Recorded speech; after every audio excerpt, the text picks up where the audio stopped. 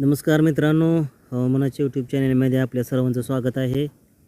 आपल्या ह्या यूट्यूब चॅनलमध्ये आपण जी शेतकरी बांधवांपर्यंत माहिती देण्याचा प्रयत्न करत असतो, ती खरी माहिती देण्याचा प्रयत्न करत असतो. तर शेतकरी बांधवांना एक आनंदाची बातमी आहे की पुढील काही दिवसांमध्ये चांगल्या स्वरूपाचा पाऊस हा पडू शकतो, असं IMD हवामान अंदाजाचा जो अंदाज आहे तो देण्यात आलेला आहे. आणि सगळ्यात महत्त्वाची गोष्ट म्हणजे बंगालच्या उपमहासागरात आणखी एकदा कमी दाबाचे क्षेत्र निर्माण झालेलं आहे. आपण बघू शकता. तर हे कमी दाबाचे क्षेत्र पुढील काही दिवसांमध्ये महाराष्ट्रासाठी चांगल्या स्वरूपाचा पाऊस जो आहे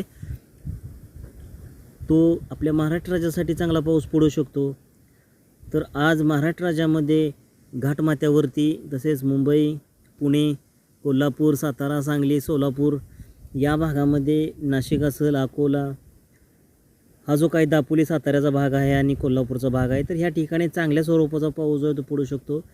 तर मालेगाव, नंदुरबार, जळगाव, छत्रपती संभाजीनगर, अहिल्यानगर, अकलूज, बार्शी आणि सोलापूर, तर या ठिकाणी सुद्धा काही ठिकाणी हलक्या स्वरूपाचा रिमझिम तर काही ठिकाणी मुसळधार स्वरूपाचा पाऊस हा पडू शकतो. तर आपण अकोला, हिंगोली, नांदेड, अमरावती हा जो काही भाग आहे तर त्या ठिकाणी सुद्धा हलक्या स्वरूपाचा तर काही ठिकाणी रिमझिम स्वरूपाचा पाऊस जो आहे तो पडू शकतो. तर लातूर, जो काही बिदर लगतील भाग आहे आणि आपण बघू शकता की चंद्रपूरचा जो काही भाग आहे नागपूर लगतील, तर त्या ठिकाणी सुद्धा यवतमाळ हा जो काही भाग आहे तर ह्या ठिकाणी चांगल्या स्वरूपाचा पाऊस जो आहे तो पडू शकतो. तर गोंदियाचा जो भाग आहे तर चंद्रपूर, गोंदिया, नागपूर लगतील आसपासच्या परिसरात सुद्धा हलक्या स्वरूपाचा तर काही ठिकाणी मुसळधार स्वरूपाचा पाऊस जो आहे तो आज सायंकाळपर्यंत पडू शकतो, अशी हवामान विभागाची सुद्धा माहिती आहे. आणि आपण आपल्या सॅटेलाईटद्वारे बघू शकता की चांगल्या स्वरूपाची माहिती आपल्याला आपल्या व्हिडिओच्या माध्यमातून देण्यात येत आहे. तर चांगल्या स्वरूपाचा पाऊस जो आहे तो काही ठिकाणी मुसळधार तर काही ठिकाणी रिमझिम स्वरूपाचा पाऊस जो आहे तो पडू शकतो. तर मित्रांनो, जे आपण बंगालच्या उपमहासागरामध्ये कमी दाबाचं क्षेत्र निर्माण झालेलं आहे त्यानुसार पुढील काही दिवसांमध्ये महाराष्ट्रासह आणखी काही राज्यांमध्ये सुद्धा चांगल्या स्वरूपाचा पाऊस जो आहे तो पडू शकतो.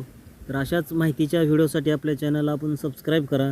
आपले व्हिडिओ आपल्या शेतकरी बांधवांपर्यंत शेअर करा, जेणेकरून चांगल्या स्वरूपाची माहिती आपल्या शेतकरी बांधवांपर्यंत मिळेल.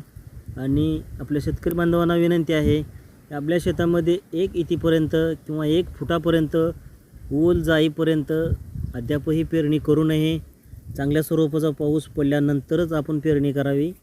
तर अशाच माहितीच्या व्हिडिओसाठी आपल्या चॅनलला आपण नक्की सबस्क्राईब कराल अशी अपेक्षा आहे. तर धन्यवाद मित्रांनो. आपला दिवस शुभ